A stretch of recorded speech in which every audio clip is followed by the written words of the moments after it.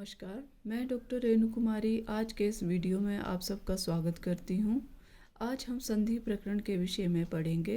संधि प्रकरण को शुरू करने से पहले जो नए लोग हैं मैं उनसे निवेदन करूँगी कि कृपया मेरा चैनल सब्सक्राइब करना ना भूलें।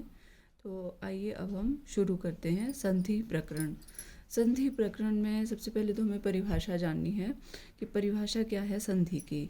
संधि जो है वर्णानाम परस्परम विकृतिमत संधानम संधि, अर्थात दो वर्णों में अति निकटता के कारण उनके मेल से जो विकार उत्पन्न होता है उसे संधि कहते हैं। कि जब दो वर्ण अत्यधिक निकटता के कारण जब उनमें उनके मेल से जो एक नया शब्द बनता है अर्थात जो विकार उत्पन्न होता है उसे कहते हैं संधि। ये है संधि की परिभाषा। संधि जो है वो 3 प्रकार की है। इसके 3 प्रकार हैं। सबसे पहली तो आती है स्वर संधि। स्वर संधि है, इसको अच संधि भी कहते हैं। और दूसरी है व्यंजन संधि, यह हल संधि के नाम से प्रसिद्ध है। और तीसरी जो संधि है वो है, इसका भेद है विसर्ग संधि। ठीक है। स्वर संधि क्या है कि स्वर का स्वर से जब मेल होता है, स्वर का स्वर से मेल स्वर संधि कहलाता है। और व्यंजन का व्यंजन या स्वर से मेल व्यंजन संधि कहलाता है। इसी तरह विसर्ग का स्वर या व्यंजन से मेल होने पर विसर्ग संधि बनती है। इनके भेद भी हैं, सबके भिन्न भिन्न भेद हैं। आज हम पढ़ेंगे स्वर संधि के विषय में। तो स्वर संधि के 8 भेद हैं प्रमुख रूप से। सबसे पहला है दीर्घ संधि, दूसरा गुण संधि, तीसरा भेद है वृद्धि संधि, चौथा है यण संधि, पांचवा भेद है स्वर संधि का अयादि संधि, छठा भेद है पूर्व रूप संधि, सातवां है पर रूप संधि और आठवां भेद है प्रकृति भाव संधि। तो ये हैं स्वर संधि के 8 भेद। आइए अब हम इनका विस्तार पूर्वक अध्ययन करते हैं। जैसे हमने पहले ही बताया कि संधि जो है दो वर्णों में अति निकटता के कारण जो उनके मेल से जो विकार उत्पन्न होता है वो संधि कहलाती है। तो संधि जैसे कैसे होती है, मान लीजिए जैसे यहाँ पर शब्द है हिम जमा आल्य। तो जब यहाँ पर हिम के मुंह में क्या है, अ स्वर है और आल्या में भी क्या है, आ स्वर है। तो जब अ और आ मिलते हैं तो उसका क्या रूप बनता है, आ। तो हिम जमा आल्या हिमालय बन गया। ठीक है। ये समझने के लिए इसे डिटेल में बताया गया है कि हिम से मोह अलग कर दिया, मोह का जो स्वर है वो आ के साथ मिलकर आ बन गया, माँ बन गया। तो हिमा जमा लया हो गया और बन गया क्या, हिमालय। इस तरह से हम संधि को समझेंगे। आइए अब स्वर संधि का हम अध्ययन करते हैं। स्वर संधि की परिभाषा जान लेते हैं। जो लोग स्वर संधि का अध्ययन कर रहे हैं, मैं चाहती हूँ कि आप साथ में नोट्स बनाएं ताकि इसे समझने में आसानी हो जाए। नोट्स बनाने से हमें कई तरह के फ़ायदे होते हैं, हमें याद भी रहता है और समझ भी बहुत अच्छी तरह से आता है। तो आइए अब हम शुरू करते हैं स्वर संधि या अच संधि। तो स्वर वर्णों के साथ स्वर वर्ण के मेल से जो विकार हो उसे स्वर संधि कहते हैं। स्वर संधि में स्वर के साथ ही मेल होता है, इसलिए जो विकार उत्पन्न होता है वो स्वर संधि कहलाता है। ठीक है। ऐसे समझ लेना, स्वर जमा स्वर वर्ण बन गया और जो विकार हुआ वो संधि बन गई। जैसे मैंने ऊपर भी समझाया हिमालय, वैसे ही यहाँ पर हम महेंद्र का उदाहरण समझेंगे। जैसे महा जमा इंद्र, तो महा में आ गया, इंद्र का ई और आ और ई का मेल से क्या बनता है, ए। ये हो गया महेंद्र ना। तो आइए अब हम भेदों सहित इसका अध्ययन करते हैं। यह विकार जो है वो कितने रूपों में दिखता है, 8 रूपों में दिखता है। ठीक है। जो सबसे पहला स्वर संधि में विकार उत्पन्न होता है वो क्या है, दीर्घ संधि। दीर्घ संधि है। इसका सूत्र है पाणिनि व्याकरण के अनुसार अकः स्वर्णे दीर्घः, अकः स्वर्णे दीर्घः। ये तो आप सब जानते ही हैं कि प्रत्याहार कितने हैं। जब शिव जी ने अपना डमरू बजाया था तो उससे जो हैं वो 14 प्रत्याहार जो वर्ण निकले थे। जैसे ई ऊण रील री क, इस तरह से। तो ये उनसे मिलके बनता है अक। अक में आते हैं अकः स्वर्णे दीर्घः। ठीक है, ये सूत्र है दीर्घ संधि का। तो इसकी परिभाषा है कि दो परस्पर समान स्वर चाहे ह्रस्व हों या दीर्घ हों, दोनों मिलकर दीर्घ हो जाते हैं। जब दो परस्पर समान वर्ण, जैसे एक तरफ मान लीजिए या तो वो अ है या आ हो, और दूसरी तरफ भी चाहे यो या आ हो, तो दोनों का मिलके रूप क्या बनता है, आ, दीर्घ ही बनता है। तो ये है दीर्घ संधि कि अब इसको हम उदाहरण के माध्यम से समझते हैं। जैसे परम जमा अर्थः। तो परम में क्या है, अ है, और जमा दूसरी तरफ अर्था में क्या है, दोनों क्या है, स्वर है। तो प्लस क्या हो गया, आ। तो परमार्थ। ठीक है।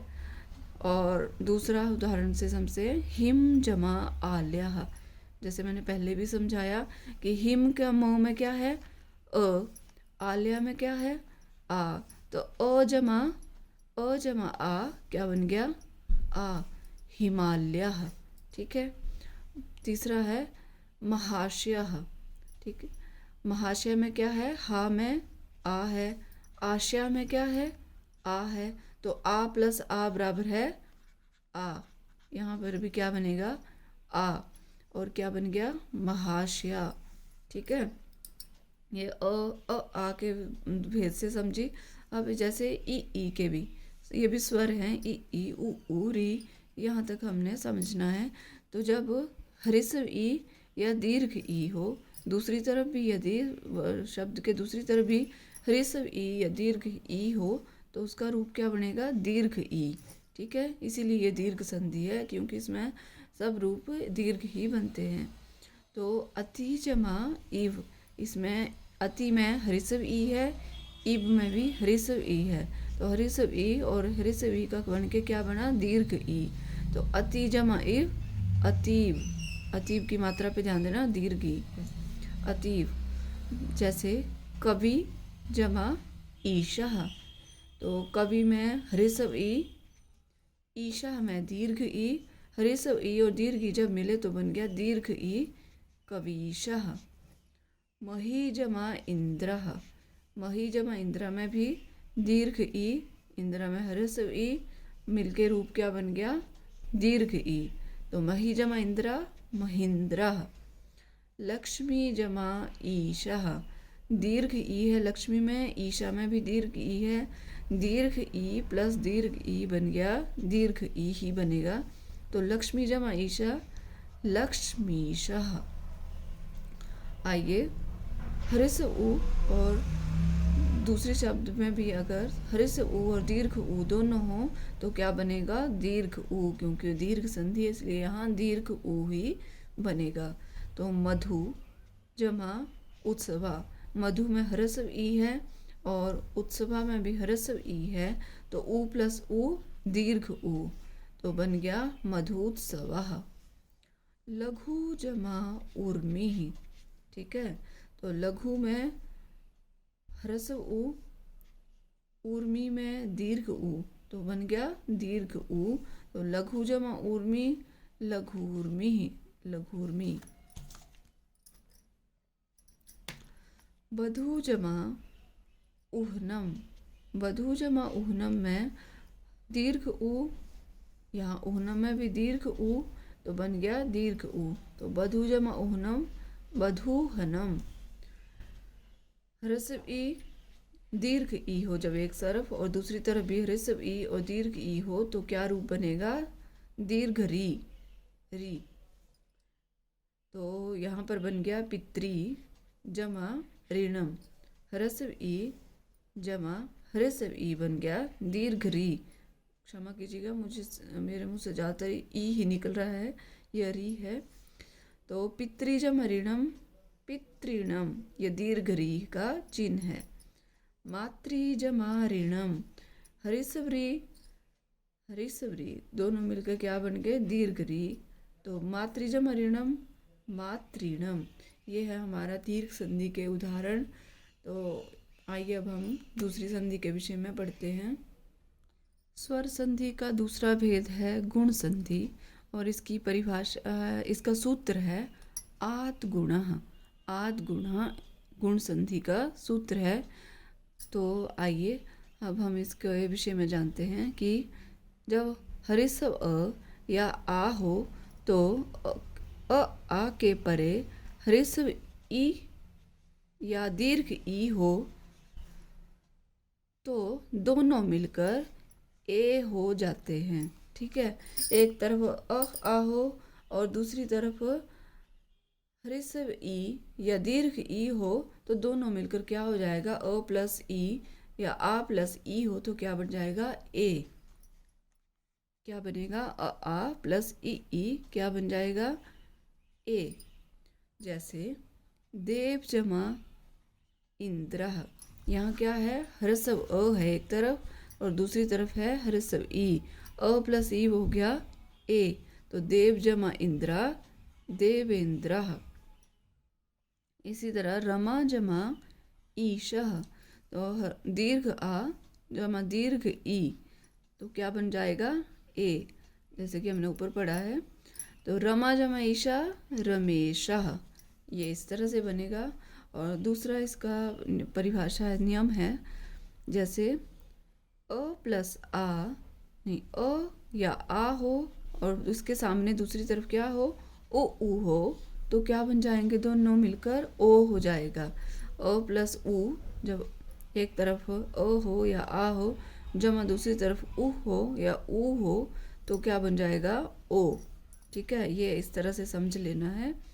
जैसे नील जमा उत्पलम, ठीक है, तो नील जमा उत्पलम, इस यहाँ क्या है, अ है, नील में अ है और उत्पलम ऊ है, तो अ प्लस ऊ क्या बन गया, ओ। तो नील जमा उत्पलम बनता है नीलोत्पलम। महाजमा उदयः, महाजमा उदयः, आ है इधर महा में, उदया जमा ऊ तो ये क्या बन गया, आ जमा ऊ बन गया ओ। महाजमा उदया महोदयः। गंगा जमा ऊर्मी, ठीक है, तो गंगा में आ, ऊर्मी में दीर्घ ऊ क्या बन गया, आ जमा ऊ ओ, तो गंगा जमा ऊर्मी गंगोर्मी, ये इस तरह से रूप बनेंगे। तीसरा इसका नियम है कि अ आ के बाद री रहे तो दोनों मिलकर अर हो जाता है, दोनों को मिलकर क्या हो जाता है, अर। इसमें अपूर्व व्यंजन से मिलकर मिल जाता है और र अगले वर्ण में, जो अगले वर्ण पर रेफ के रूप में प्रयुक्त होता है। ठीक है, जैसे आ के बाद क्या हो, आ के बाद यदि री ऋषि हो दूसरी तरफ तो री का क्या बन जाता है, अर, और जो अ है वह पहले व्यंजन के साथ मिलकर उसे दीर्घ बना देगा और जो रो है वो रेफ के रूप में ऊपर प्रदर्शित हो जाएगा। जैसे उदाहरण है महाजमा ऋषि, ठीक है, यहाँ क्या आया, आ में से क्या आया, आ, और दूसरी तरफ क्या है, री।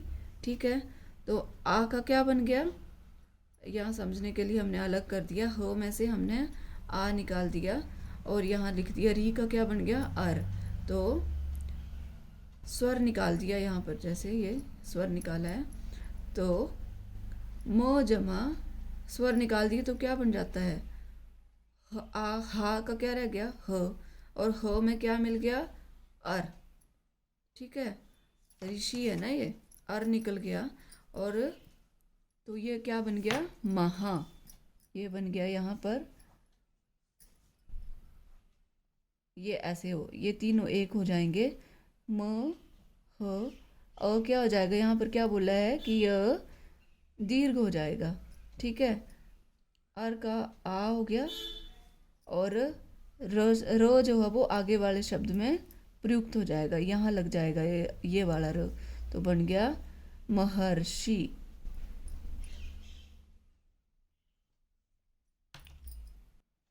इसी तरह से राज जमा ऋषि, ये भी इसी तरीके से समझना है, अ है, और री का अर हो गया, ठीक है, इसका स्वर निकल जाएगा और जो अ है यहाँ जुड़ गया, राज जमा और र ऊपर चला गया, राजर्षि। सप्त जमा ऋषि, सप्त ऋषि, सप्तर्षि। स्वर संधि का तीसरा भेद है वृद्धि संधि। वृद्धि संधि का सूत्र है वृद्धि रेची। वृद्धि रेची वृद्धि संधि का सूत्र है। आइए अब इसकी परिभाषा के माध्यम से समझते हैं कि अ आ के बाद ए रहे तो दोनों मिलकर क्या हो जाएंगे, ए एवं ओ औ रहे तो दोनों मिलकर औ हो जाता है, ठीक है। तो ऐसे समझेंगे, यदि एक तरफ आ है, अ या आ में से कोई है, दूसरी तरफ ए या ऐ में है, तो वो क्या बन जाएगा, वृद्धि वाला दीर्घ रूप जो है वो हो जाएगा, ऐ बन जाएगा। और दूसरी तरफ मान लीजिए अ या आ है, सामने क्या है, ओ या औ है, तो वो क्या हो जाएगा, औ, दीर्घ वाला रूप ही बनेगा, यहाँ पर औ हो जाएगा, वृद्धि हो जाएगी स्वर इसमें। तो जैसे मम जमा एब, मम जमा ए में एक तरफ क्या आ गया अ, दूसरी तरफ क्या आ गया ए, ठीक है। अ और ए मिलके क्या हो जाएगा, ऐ, ममैव, ठीक है। तब जमा एव, तवैव। सदा जमा एव, सदैव। आ है इसमें ए है तो क्या बन गया, ऐ।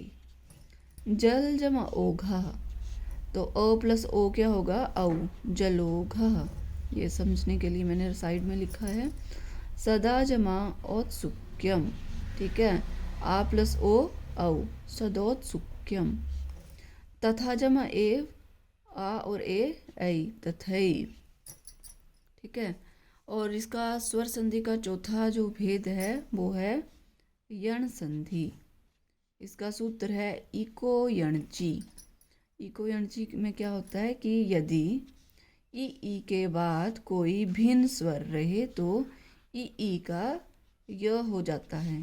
तो इक सूत्र में क्या आता है, इक प्रत्याहार में आता है ई उ री, यह है इक प्रत्याहार, ठीक है, इक प्रत्याहार। और दूसरा है यण प्रत्याहार। तो यहाँ क्या मतलब है, इको यणची, इक को यण हो जाता है। तो जैसे इक में आ गया ई उ री, ठीक है, ये आ गया। और यण में आता है य व र ल, ठीक है, ये आ गया य ब र ल। तो ई को हो जाएगा य, उ को हो जाता है व, री को हो जाता है र और री को ल। जैसे यदि जमा अपि, तो यदि में क्या है ई को क्या हो गया य, तो क्या बन गया यद्यपि, ठीक है, स्वर जुड़ गया तो यद्यपि। इसको तोड़ के ऐसे समझना है, यद जमा ई हटा दी हमने तो यहाँ बिना स्वर के ये हलंत हो गया। और दूसरी तरफ है अपि, तो यद जमा ई को क्या हो गया य, अपि, यद्यपि, इनका मेल जो हुआ विकार वो यद्यपि बना। सु जमा आगतम, ठीक है, स्वागतम, समझ आ जाएगा आपको। ऊ को क्या हो गया, ये ऊ को हो गया, जैसे स, स्वर हटा दिया हलंत हो गया, ऊ जमा आगतम, ठीक है। तो स जमा ऊ को हो गया ब जमा आगतम, और स व जमा आगतम, स्वर मिल गया जब तो हो गया स्वागतम। इस तरह से समझना है। ये भी वैसे ही हैं। पितृ जमा आदेशः, पितृ जमा आदेशा को कैसे समझेंगे, पितृ में से पितृ अलग कर दिया, री अलग कर दिया हमने, ठीक है, और आदेशा री का बन गया र, ठीक है। पितर जमा तो और र का संधि अक्षर क्या बनता है त्र, पितर जमा आदेशा, पित्रादेशः, ठीक है। समझने के माध्यम से मैंने इनको विस्तार पूर्वक बनाया है। मधु जमारिते, मधु जमारिते, मधवृते। अब सोचेंगे कैसे हो गया, तो ऊ को क्या हो गया मध्य जमा ऊ अलग कर दिया हमने स्वर, व्यंजन में हलंत लग गया, आधा है ये बिना स्वर के, तो ऊ का बन गया ब, और रीते तो मध्यवृते, मध्यवृते, और री का र नीचे पैरों में लगा, मध्यवृते। ठीक है, ऊ का ब हो गया था। ये है हमारा चौथा भेद, यण संधि। अब है स्वर संधि का पांचवा भेद, वो है अयादि संधि। अयादि संधि, अयादि संधि का जो सूत्र है वो है एचो अयवा यावह। ठीक है, एचो अयवा यावह को कैसे समझेंगे, जैसे ए ऐ ओ औ के बाद कोई स्वर वर्ण हो तो उसके स्थान पर क्रमशः अय, आय, अब, आव हो जाता है। अब इसे हम ऐसे समझेंगे कि क्या बोला इन्होंने कि यदि ए हो या ऐ हो, ए होगा तो उसके स्थान पर आय हो जाएगा, ऐ होगा तो आय हो जाएगा, ओ होगा तो अब हो जाएगा उसका रूप, और औ होगा तो आव हो जाएगा। ठीक है, एचो, एच को अय और आवाह वो औ को हो जाएगा, एचो आयवा आवा, अय आय अब आव है इसका मतलब। जैसे ने जमा अनम क्या होगा, नयनम। अब बोलेंगे कैसे हो गया, तो इस परिभाषा के अनुसार कि ने में क्या है, ए स्वर जुड़ा है, न अलग कर दिया, स्वर अलग कर दिया। ठीक है, यह हलंत हो गया। ठीक है, तो अनम अलग हो गया। अब न हलंत में से ए का क्या बन गया, अय। यहाँ ए को अय आदेश हुआ है, तो नए, जब स्वर जुड़ गया न में, नए। दूसरी तरफ है अनम, नयनम। समझ आ गया। इसी तरह से नई जमा अकह, नाय का आई का क्या हो गया, आय। गई जमा अकह, गाय कहा। ठीक है, विनयी जमा अकह, विनाय कहा। इसी तरीके से समझने की कोशिश करनी है आपने।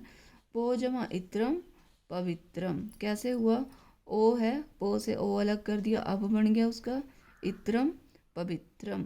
पौ जमा अकह, औ का हो गया आव, पावकह। पो जमा अनम, अब पवनम। स्वर संधि का छठा भाग है, इसका भेद है पूर्व रूप संधि। पूर्व रूप संधि का सूत्र है एंग पदांतादि। ठीक है, कि इसकी परिभाषा ऐसे है, पदांत में अगर ए अथवा ओ हो और उसके परे, उसके सामने अगर अकार हो तो उस अकार का लोप हो जाता है। लोप होने पर आकार का जो चिन्ह रहता है उसे अवग्रह या लुप्त आकार, लुप्ताकार या अवग्रह कहते हैं। ठीक है, ये जो चिन्ह है एस की तरह जो ऐसा चिन्ह है, ये क्या है, अवग्रह। इसे अवग्रह या लुप्ताकार कहते हैं। अब इसके उदाहरण है, जैसे पूर्व रूप की तरह ही चलेंगे। पूर्व रूप नाम से स्पष्ट है कि जो सामने है वो वैसे का वैसा ही रहेगा जो पूर्व में आया है, और जो पश्चात में उसमें विकार आएगा। तो ते जमा अपि, तो अ का क्या बन गया, अवग्रह, ते अपि। ते जमा अत्र, अ का अवग्रह, ते अत्र। ग्रामे जमा अपि, पूर्व रूप वैसे ही रहेगा, ग्रामे, अवग्रह हो गया अपि। साधो जमा अत्र, साधो अत्र, अवग्रह के साथ। सर्वे जमा अपि, सर्वे अपि। कवे जमा अत्र, कवे अत्र। और संधि का सातवां रूप है पर रूप संधि। पर रूप संधि है, और पर रूप में पहले पूर्व रूप में क्या था, पूर्व रूप जस का तस रहेगा, और जो अब जो परिवर्तन होगा वो पूर्व में होगा। ठीक है, अब जो पश्चात वाला वो वैसे का वैसे ही रहेगा, परंतु जो परिवर्तन आएगा वो आएगा, विकार उत्पन्न होगा वो पर रूप जो पहले वाले में होगा। ठीक है, तो प्रजमा एजते, प्रेजते। ठीक है, उपजमा औषधि, उप में जब स्वर मिल गया, ठीक है, उपोषति। ठीक है, पो का ओ मिल गया, पो, उपोषति।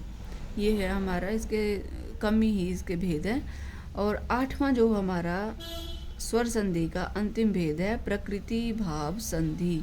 प्रकृति भाव जैसे नाम से स्पष्ट है कि जैसा है वैसा ही रहेगा, जो प्रकृति है जिस तरह का है उसमें कोई परिवर्तन नहीं आएगा।